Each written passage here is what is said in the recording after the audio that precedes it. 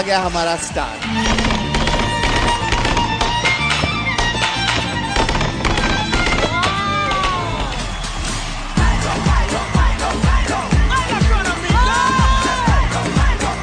अगर ये फिनाले होता तो स्टीव आज तो विनर होता।